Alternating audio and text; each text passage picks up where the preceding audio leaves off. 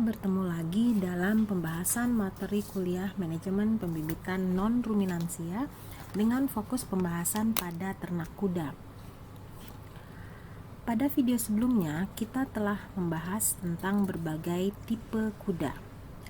Materi yang telah selesai kita bahas adalah pengelompokan berdasarkan bangsa kuda.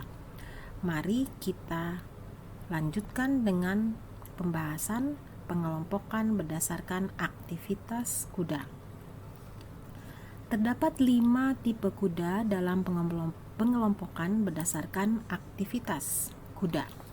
Artinya, kuda bisa dibedakan berdasarkan aktivitas kudanya yang digunakan untuk kesenangan pemiliknya, atau untuk dikembangbiakan, atau untuk digunakan sebagai hewan pekerja, atau digunakan untuk berolahraga, atau mungkin penggunaannya hanya sebagai hewan pertunjukan. Kita mulai bahas lebih detail tiap tipe kuda tersebut. Tipe pertama adalah tipe pleasure. Kuda tipe pleasure biasanya dipelihara untuk keperluan status sosial dari pemilik. Jadi, penggunaan kuda biasanya untuk ditunggangi dalam keadaan santai atau sekedar untuk fasilitas relationship pemiliknya.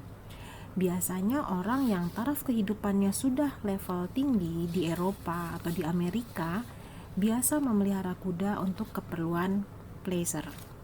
Kadangkala para pemilik kuda hanya berjalan sambil memegang tali kekang kuda, tidak menunggangi kudanya.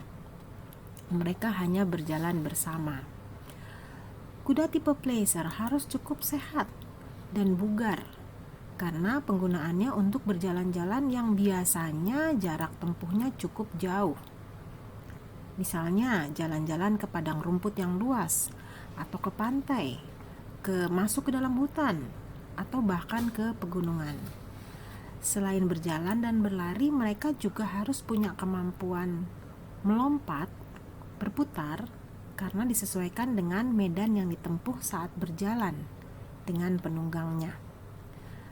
Gambaran penggunaan kuda tipe pleasure seperti yang terlihat pada slide. Mereka berjalan bersama, berjalan-jalan balakan di dalam air, masuk ke dalam hutan, dan lain-lain. Tipe kedua dalam pengelompokan berdasarkan aktivitas adalah kuda yang diseleksi dan dipelihara untuk pengembangbiakan, yang hasilnya akan dibisniskan. Tentunya aktivitas mulai dari mengawinkan, memelihara induk bunting, merawat anakan kuda, dan seterusnya sangat membutuhkan modal yang besar. Perlakuan yang sangat detil dan hati-hati karena yang dikawinkan biasanya kuda superior yang berharga mahal. Jadi memelihara kuda tipe breeding adalah suatu bisnis yang besar dan mahal. Namun demikian, ada orang yang berani melakukan bisnis tersebut karena selain keuntungan yang memang tinggi, ada hal yang berupa seni dan kebahagiaan yang tidak dapat dinilai dengan nominal uang. Sewaktu para breeder dan pemilik kuda tersebut merawat anak kuda sejak dari kandungan hingga dewasa, kemudian dikawinkan kembali, dan seterusnya. Anda bisa bayangkan berapa cost atau biaya untuk menjalankan bisnis mengembangkan kuda superior dari tipe breeding ini, bila fasilitas, sarana, prasarana yang dibutuhkan seperti yang terlihat pada gambar. Berapa orang yang dipekerjakan untuk sistem bisnis ini?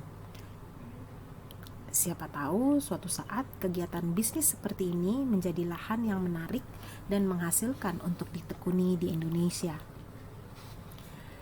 Tipe selanjutnya dari pengelompokan berdasarkan aktivitas adalah tipe working. Kuda tipe working dikelompokkan berdasarkan kesamaan fungsinya, yaitu membantu manusia, baik di dunia pertanian maupun dunia peternakan yang bersifat full ekstensif. Peternakan berskala besar di Amerika dan di Australia masih banyak yang menjalankan bisnis peternakan dengan cara ekstensif. Kuda diperlukan pada saat akan menghalau sapi ke suatu area untuk bermacam perlakuan, misalnya kegiatan branding, menimbang badan, cek kesehatan, atau seleksi untuk dijual, dan lain-lain. Seperti yang Anda lihat pada gambar, aktivitas tersebut adalah kuda ditunggangi oleh peternak atau koboi untuk mengejar seekor sapi. Tentunya kegiatan tersebut akan sulit bila dilakukan menggunakan mobil atau motor trail sekalipun. Tipe keempat adalah tipe showing. Artinya kuda dikelompokkan berdasarkan aktivitas yang mengarah pada kegiatan pertunjukan, seperti pada sirkus atau suatu jenis lomba, misalnya perlombaan menggunakan saddle, jumper, vehicle, harness, dan lain-lain. Silakan Anda mencari informasi yang lebih detail mengenai kegiatan yang menggunakan kuda tipe showing. Perhatikan jenis kegiatannya. Biasanya kuda yang digunakan untuk tipe showing adalah kuda yang bermata besar. Silakan diskusikan dengan teman sambil mencari referensi untuk membuktikan pernyataan tersebut. Untuk kuda yang digunakan sebagai kuda perlombaan, biasanya pemenang ditentukan berdasarkan kecepatan dan akurasi gerakan. Untuk mencapai target tersebut, kuda perlu dilatih secara rutin oleh pelatih profesional di bidangnya. Artinya, baik kuda maupun penunggangnya harus dilatih bersama-sama karena perlombaan tersebut membutuhkan koordinasi dan kerjasama yang baik antara hewan dan manusianya. Seorang profesional tentunya harus ahli dalam menghandle dan memanage kuda. Tadi saya sampaikan bahwa harus ada koordinasi dan kerjasama yang baik antara kuda dan penunggangnya, bukan? Anda tentu akan lebih bisa memahami pernyataan tersebut setelah melihat gambar berikut.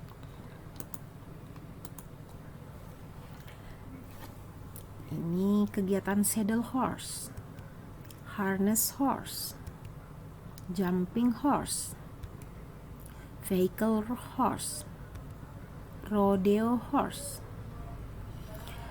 Kira-kira apa yang akan terjadi bila penunggang dan kuda tidak kompak, tidak sehati, tidak saling mengerti pada kegiatan itu?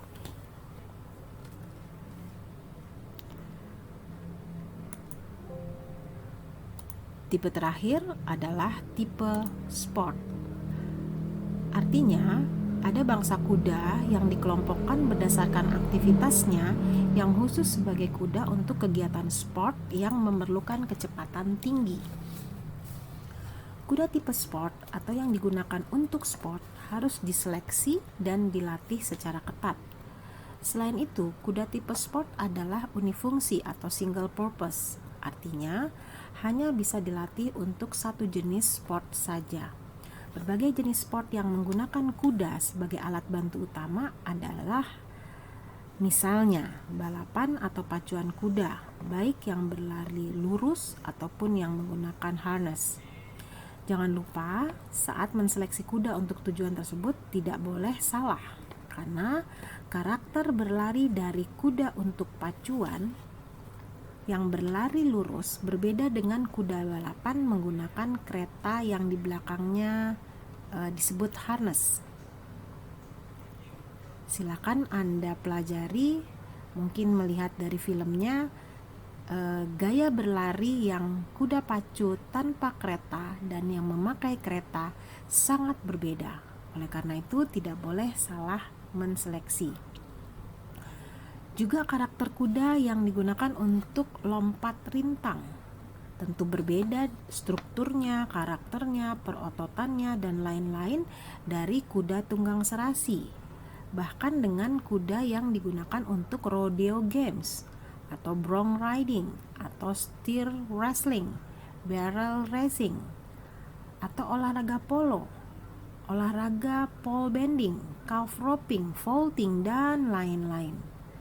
Berikut akan ditampilkan gambaran kegiatan olahraga tersebut.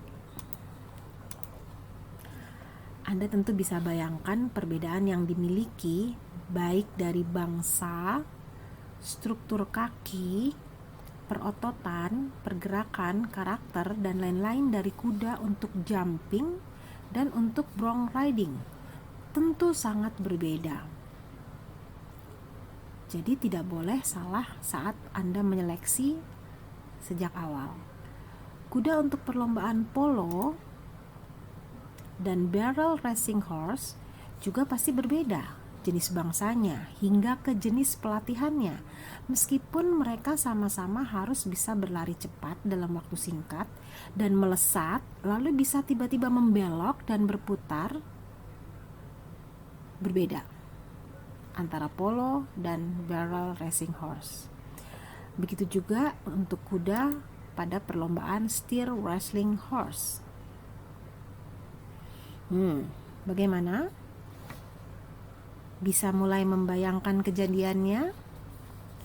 Kita lanjutkan imajinasi Anda ya. Baik, berikut saya tampilkan perlombaan calf roping horse, yaitu lomba menangkap anak sapi menggunakan tali lasso. Kegiatan ini cukup sulit karena selain harus mahir mengendarai kuda, harus dapat mengendalikan kuda, memberi aba-aba agar kuda berlari mendekati anak sapi dari arah tertentu, kemudian pada jarak tertentu kuda harus tetap berlari dan penunggangnya akan melemparkan tali yang harus bisa menjerat leher anak sapi. Bila sudah sampai target, kuda masih harus tetap berlari mengikuti anak sapi karena jangan sampai penunggangnya malah jatuh terseret anak sapi. Karena meskipun anak sapi, tapi kekuatannya cukup membahayakan. Kemudian pertandingan polo bending, di mana kuda harus berlari meliuk-liuk melewati rintangan tiang dan diukur kecepatannya. Tentunya tidak boleh menyentuh tiang karena akan mengurangi poin total. Selanjutnya kuda untuk vaulting. Ini suatu bentuk pertandingan yang sudah resmi dipertandingkan secara internasional. Kuda harus bisa berlari pelan, berirama, berkeliling arena, sambil si penunggangnya melakukan suatu atraksi dengan faktor kesulitan yang cukup tinggi di atas punggung kuda. Bila kuda mengubah arah lari dengan tiba-tiba dan tidak sesuai dengan apa yang dilatihkan, tentunya akan membahayakan si penunggang yang sedang berakrobat di punggung kuda. Pernahkah Anda melihat pertandingan kuda tunggang serasi? Baik di tingkat nasional dalam Pekan Olahraga Nasional atau di tingkat Asia Tenggara dalam SEA Games, bahkan di tingkat dunia dalam Olimpiade.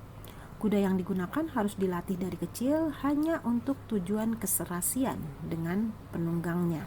Artinya penunggangnya pun tidak boleh berganti-ganti karena perbedaan karakter sangat berpengaruh pada penampilan. Kuda harus mengerti aba-aba dari si penunggang, kapan harus berhenti, menunduk untuk berhormat, berlari agak cepat, melompat, berbelok, dan lain-lain.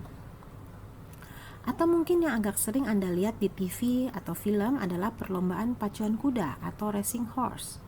Kuda pada tipe sport ini harus bisa berlari secepat mungkin, berkeliling pada suatu arena pacuan.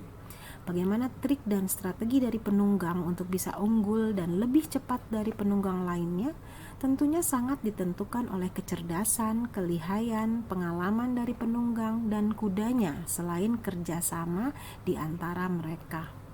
Penentuan keputusan yang tepat dalam waktu yang singkat berdasarkan kondisi yang ada saat bertanding menjadi sangat penting untuk meraih kemenangan. Hal ini sangat berbeda dengan pertandingan kuda tunggang serasi yang jenis latihannya dan kondisi saat bertandingnya adalah sama. Baiklah, kita sudah berkelana mengenal berbagai jenis tipe kuda berdasarkan pengelompokan aktivitasnya. Kita akhiri dulu materi ini dan kita akan lanjutkan pembahasan berikut, yaitu tentang tipe kuda yang dikelompokkan berdasarkan ukuran tubuh dan temperamen. Selalu semangat belajar.